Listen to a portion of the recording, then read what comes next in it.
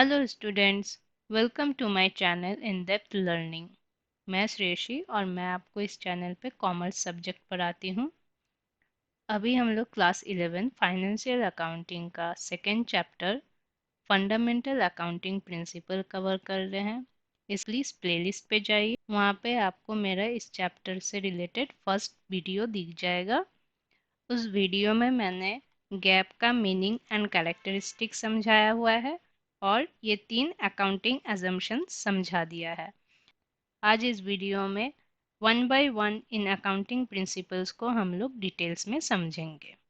पहला accounting principle है accounting entity और बिजनेस एंटिटी प्रिंसिपल। इस प्रिंसिपल में बताया गया है business is considered as distinct entity other than its owner, यानी कि बिजनेस को ये बिजनेस उसको उसके बिजनेसमैन से सेपरेट समझा गया है। मतलब बिजनेस और बिजनेसमैन दो अलग अलग एंटिटी है, वो सेम नहीं है।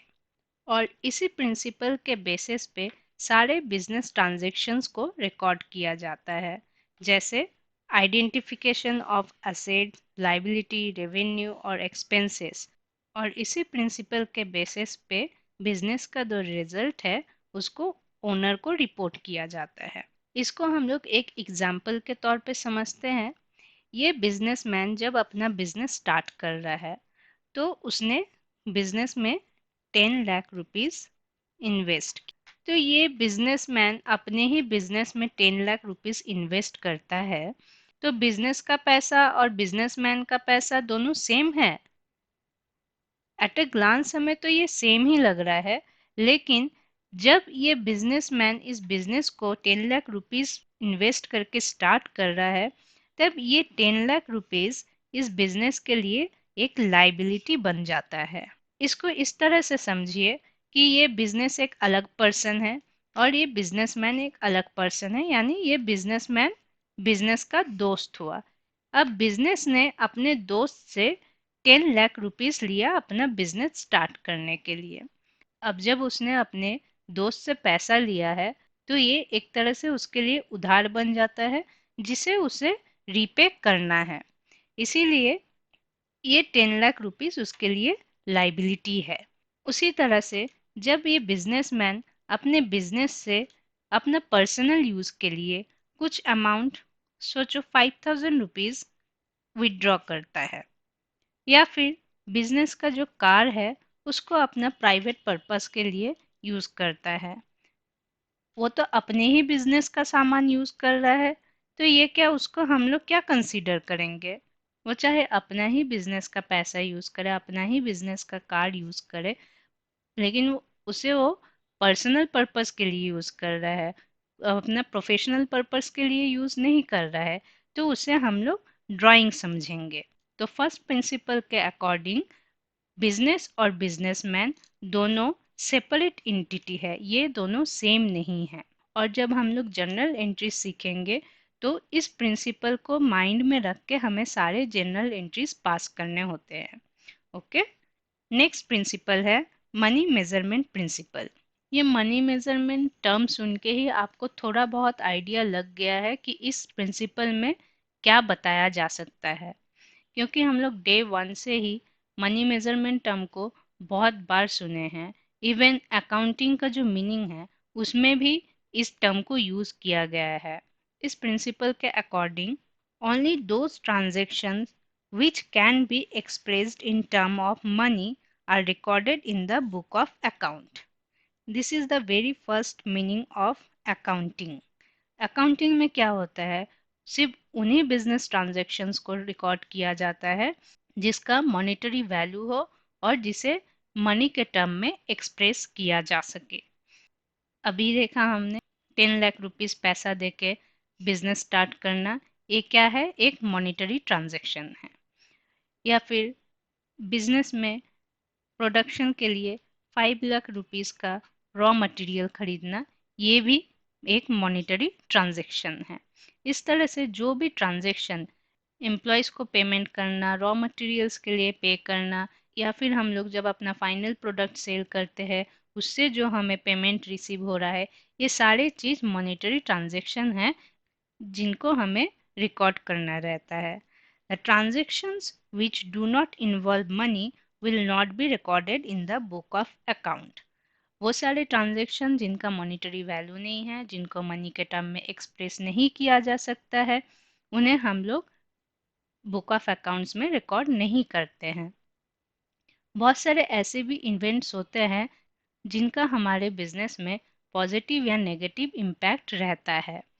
जैसे कि अगर हमारा मैनेजमेंट बहुत अच्छा है तो हमारा परफॉर्मेंस बहुत अच्छा रहेगा, लेकिन हम लोग मैनेजमेंट के एफिशिएंसी को क्या मॉनेटरी टर्म में मेज़र कर सकते हैं? नहीं कर सकते हैं।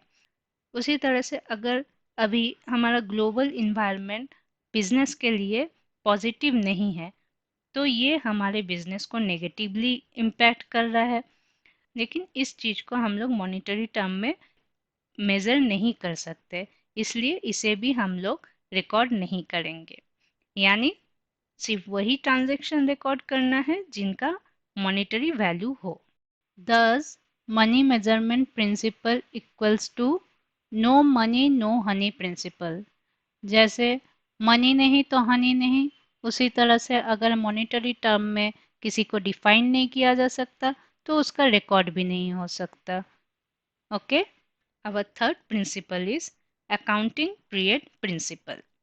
According to this principle, the performance of business enterprise must be assessed and measured after an accounting period that is of 12 months।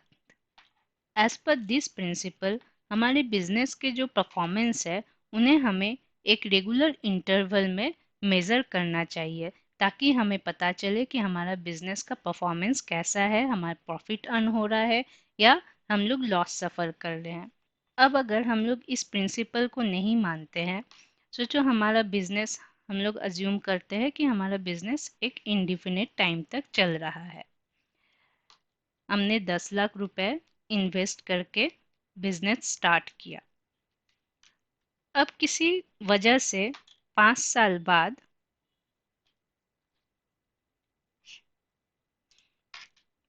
हमारा बिजनेस को बंद करना पड़ रहा है। अब हमारा कैपिटल बढ़ के 50 लाख रुपीस हो चुका है। तो ओनर ने जब ये बिजनेस बंद किया, उसे पता चला कि उसका इन्वेस्ट किया कैपिटल अभी 50 लाख रुपीस का हो गया है, यानी उसे इस 5 साल में 40 लाख रुपीस का प्रॉफिट हुआ है। तो बिजनेसमैन क्या उसके बिजनेस का बंद होने तक का वेट करेगा अपना बिजनेस का परफॉर्मेंस जानने के लिए? क्या ये पॉसिबल है? बिल्कुल भी फिजिबल नहीं है।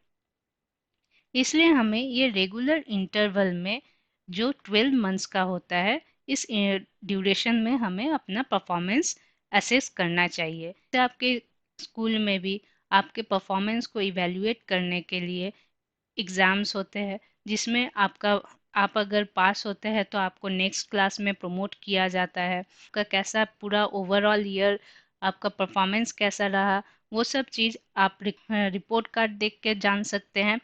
उसी तरह बिजनेस के परफॉर्मेंस को जानने के लिए भी रेगुलर इंटरवल में income statement and position statement prepare किया जाता है। Our fourth point is full disclosure principle. इस प्रिंसिपल में बताया गया है all material information relating to business must be disclose. यहाँ पे मटेरियल इंफॉर्मेशन मतलब जो भी इंफॉर्मेशन हमारे बिजनेस के लिए, हमारे अकाउंटिंग इंफॉर्मेशन यूजर्स के लिए इम्पॉर्टेंट है, उन्हें डिस्क्लोज करना है। And this information must be honestly prepared, free from bias, favour and prejudice. इसमें किसी भी तरह का धांधली नहीं होना चाहिए, किसी भी तरह का मैनिपुलेशन नहीं होना चाहिए। Financial position and performance should be disclosed very honestly to all user। जितना भी हमारा जो बिजनेस का जो फाइनेंशियल पोजीशन है, जो उसका परफॉर्मेंस है, उसे अकाउंटिंग इंफॉर्मेशन यूजर्स को एकदम ऑनेस्टली इन्फॉर्म करना चाहिए। And this informations must be relevant, reliable, इनको कंपेयर किया जा सके और इजीली अंडरस्टूड हो सारे अथॉरिटीज़ के लिए। इन शॉर्ट हम लोग ये बोल सकते हैं हमारे बिजनेस में जो भी इम्पोर्टेंट इंफॉर्मेशन है, जो एक अकाउंटिंग इंफॉर्मेशन यूजर्स जैसे एम्प्लॉय, शेयर होल्डर, इन्वेस्टर्स या गवर्नमेंट, इन लोगों के लिए इम्पोर्टेंट रहे, उनको वो इंफॉर्मेशन प्रोवाइड किया जाना चाहिए विदाउट एनी मैनिपुलेशन। ओके, जैसे एग्जाम्पल के तौर पे जो कंटिंजेंट लाइबिलिटी है उसे बैलेंस शीट के फुटनोट पे शो करना चाहिए, या फिर किसी भी ईयर में हमारा लो टर्नओवर रहे उस लो टर्नओवर के रीज़न को भी फुटनोट में डिस्क्लोज करना चाहिए।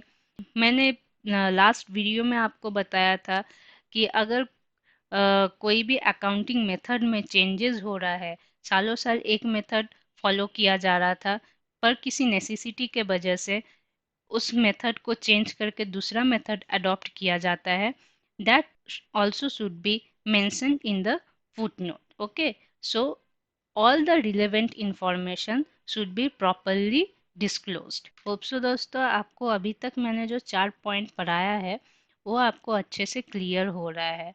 अगर आपको मेरा वीडियो अच्छा लग रहा है तो प्लीज़ लाइक शेयर कमेंट करते चलिएगा।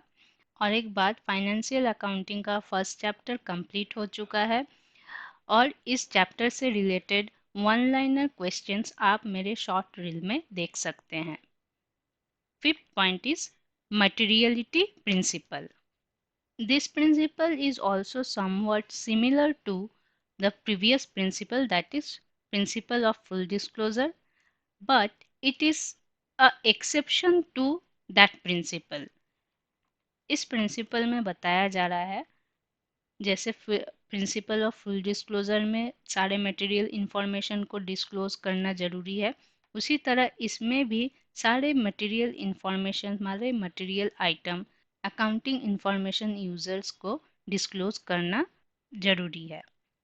दैट तो इसका मतलब क्या ये है कि अकाउंटेंट्स बिजनेस का जो सीक्रेट इम्पोर्टेंट इंफॉर्मेशन है उसे लीक कर दे? नहीं, इस प्रिंसिपल में बिल्कुल भी ये नहीं बताया गया है। इसमें सिर्फ वही इंफॉर्मेशन को डिस्क्लोज करने बताया गया है जो कि अकाउंटिंग इंफॉर्मेशन यूजर्स के डिसीजन को इन्फ्लुएंस करता है, उसको करेक्ट डिसीजन लेने में हेल्प करता है। Here now materiality is subjective in nature. Why it is so? Because material information for one business unit may not be material for other. जो इंफॉर्मेशन एक बिजनेस यूनिट के लिए इम्पॉर्टेंट है वो दूसरे बिजनेस यूनिट के लिए इम्पॉर्टेंट नहीं भी हो सकता है। ये मटेरियलिटी डिपेंड करता है बिजनेस के साइज, नेचर, उसका ट्रेडिशन या फिर जो अकाउंटिंग इंफॉर्मेशन यूजर्स है उनके रिक्वायरमेंट पे। Okay, our six point is prudence और conservatism principle. As per this principle, business adopt very safe policy. मतलब बिजनेस बहुत अपने डिफेंसिव वे में खेलता है, ओके, और सेफ साइड लेके चलता है। That's why it takes into consideration all prospective losses but leaves aside all prospective profit. हमारी ज़िंदगी का भी यही प्रोस्पेक्टिव होना चाहिए कि हम लोग अपने आप को इस तरह से तैयार करें, अपना मेंटलिटी हम लोग इतना स्ट्रांग करें कि आगे आने वाले जो भी अनवांटेड सिचुएशंस है उसको हम लोग एकदम ब्रेवली टैकल कर सके।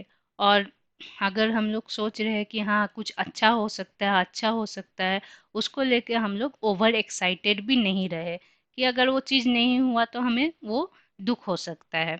इसी प्रोस्पेक्टिव के लेके बिजनेस भी चलता है। इसी प्रिंसिपल के अकॉर्डिंग जितने भी प्रोस्पेक्टिव लॉसेस है, जो भी लॉसेस हो सकते हैं उसके लिए वो प्रोविजंस बनाता है, और जो भी लॉस प्रॉफिट हो सकता है, हुआ नहीं है, हो सकता है, उसको वो इग्नोर करता है। फॉर एग्जाम्पल, बैलेंस शीट में हम लोग स्टॉक का जो प्राइस लिखते हैं वो कॉस्ट प्राइस या मार्केट प्राइस, इन दोनों में से जो सबसे लो रहे उसी को हम लोग लिखते हैं ताकि हमें आगे लॉस सफ़र ना करना पड़े।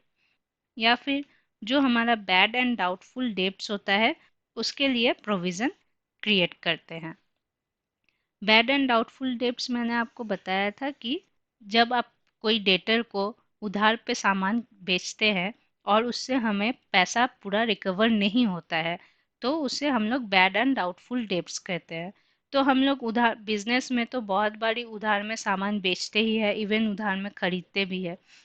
तो ये केस तो हो ही सकता है कि हमारा कोई डेटर डिफॉल्टर हो जाए, वो हमें पेमेंट ना कर पाए। तो इसके लिए हमें पहले से प्रिपेयर रहना है और प्रोविज़न बना के रखना है, अलग से अमाउंट उस लॉस को बेयर करने के लिए सेपरेट करके रखना है। ओके स्टूडेंट्स, आज ये 6 पॉइंट ही कवर करते हैं। नेक्स्ट वीडियो में मैं बाकी के जो 5 पॉइंट्स है उनको डिटेल्स में आपको समझा दूंगी। अगर आपको मेरा पढ़ाना अच्छा लग रहा है तो प्लीज़ इस वीडियो को लाइक कीजिए। अगर आपको कोई डाउट है या फिर कोई सजेशन है तो आप कमेंट कीजिए, मैं उसका रिप्लाई ज़रूर करूँगी। और हाँ, चैनल को सब्सक्राइब करना और बेल आइकन प्रेस करना मत भूलिएगा, ताकि मेरे आगे आने वाले वीडियोस का नोटिफिकेशन आपको मिलता रहे। Thank you.